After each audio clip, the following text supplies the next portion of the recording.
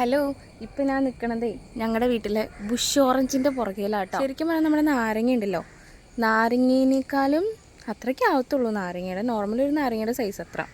പിന്നെ നല്ല പുളിയുണ്ട്.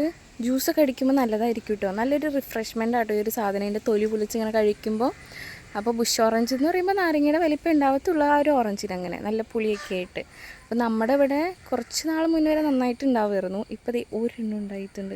പിന്നെ കുറേ മറ്റേ എന്താ പറയുക, ഈ പടരൻ സാധനങ്ങളുണ്ടല്ലോ, അതൊക്കെ ഇതിൻ്റെ മേളിൽ കയറിയേക്കുമായിരുന്നു. ഇത് കണ്ടോ, ഇതിൻ്റെ മേളിൽ പടരൻ കുട്ടന്മാർ കുറേയൊക്കെ ഇങ്ങനെ വലിച്ച് ഇതിൻ്റെ അടിയിലേക്ക് ഇട്ടിട്ടുണ്ട് എന്നെ വളർത്തിനായിട്ട്.